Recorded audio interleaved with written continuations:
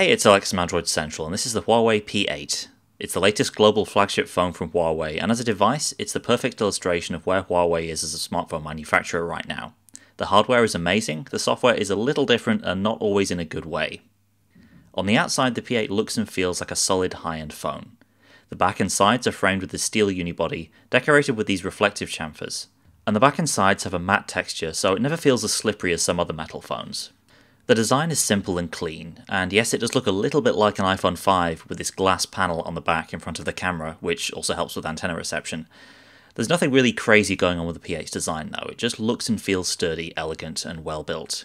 There are no weird joins or protrusions, just a 6.4mm thin slab of metal with a screen on the front, and slightly curved sides to make it more ergonomic. At the top and bottom you'll see plastic sections for the antenna, while the sides have the usual assortment of ports and buttons.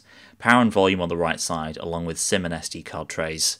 And down below is your micro USB port, along with a surprisingly loud speaker behind one of the two speaker grills.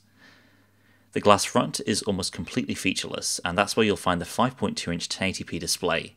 It's not one of these crazy high-end Quad HD panels, but it looks perfectly good in its own right, being bright and vivid without looking too oversaturated, and with a more than adequate 435 pixels per inch.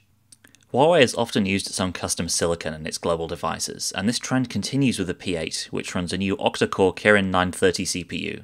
This is a 64-bit chip with 4 high-powered cores at up to 2 GHz and 4 low-powered cores at up to 1.5 GHz. That might sound similar to Qualcomm's Snapdragon 810, but the difference here is Huawei isn't using power-hungry Cortex A57 cores, but instead higher clocked A53E cores, which it claims are more efficient. And we can't really argue with the results. Even with just a 2680 mAh fixed battery, the P8 always lasted us through a full day, even with heavy use on LTE. If you need them though, there are of course the usual assortment of power-saving software features. Equally, we can't fault the P8's performance. The phone has been fast to load apps with responsive software and smooth animations. Elsewhere, you're looking at an ample 3GB of RAM and a less than ample 16GB of storage, of which just 10 or so is available to use. You can offload some stuff onto a microSD, but 16GB is still a lower amount of base storage than we'd like to see. The P8's software is also less than ideal. Huawei's EMUI 3.1 is a pretty heavily skinned version of Android 5.0 Lollipop, and many of the features of Lollipop are obscured behind Huawei's own designs. Lock screen notifications are done the Huawei way, not the Google way, and some features are missing as a result. It's certainly a departure from the more Google-centric UI found on Samsung, HTC, and LG phones. The theme system is central to EMUI, with 6 themes of varying appeal loaded out of the box. The default magazine theme looks pretty terrible, but alternatives like Newborn, with their brighter colours and better-looking icons, are easier on the eyes.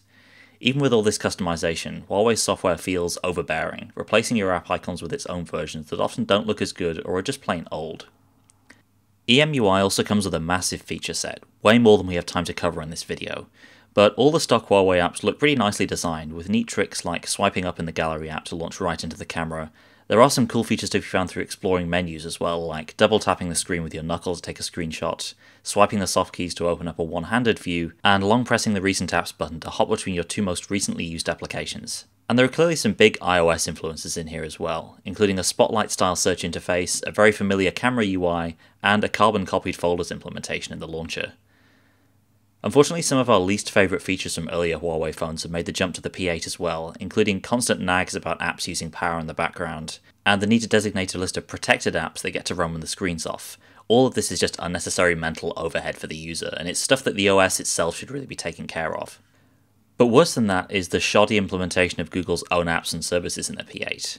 Android Wear doesn't work due to a bug in Huawei's notification listener system, and Gmail and Hangouts notifications don't display properly in Huawei's notification drawer either, with clashing text colours and duplicate notifications coming in. It just doesn't feel like software that was designed to work in harmony with Google's stuff. One of the greatest strengths of the P8 is its camera. There's a 13-megapixel OIS camera around the back, and an upgraded 8-megapixel camera for selfies around the front. The rear camera uses a new RGBW sensor from Sony, which brings in an extra white pixel for improved contrast. Huawei's camera app has the usual options like panorama and HDR, and there's also a super night shooting mode that combines multiple exposures into a clearer night shot. And like the LG G4, there's also a light painting mode with presets of various situations. Both of these features will require a very steady hand though. Overall image quality from the P8 has been impressive. It doesn't quite match the Samsung Galaxy S6 or LG G4, but it is surprisingly close, with realistic colours, fast capture times, and plenty of detail even in darker scenes. It's a really strong showing from Huawei, and a leap beyond its 2014 efforts. So that's the Huawei P8. It's a good phone, but also kind of a weird phone. As much as the P8 is an example of how far Huawei has come, it also demonstrates the mountain it has left to climb. Just about everything you could ask for on the hardware front has been delivered. Fantastic build quality, a sleek luxurious design, great sound, display, and camera experiences. But the software is just not quite there yet. In other words, the P8 nails the hardware fundamentals, but trips up on what should be trivial software details, and that's the main black mark against what's otherwise a very good smartphone. For more on the Huawei P8, check out our full review on AndroidCentral.com.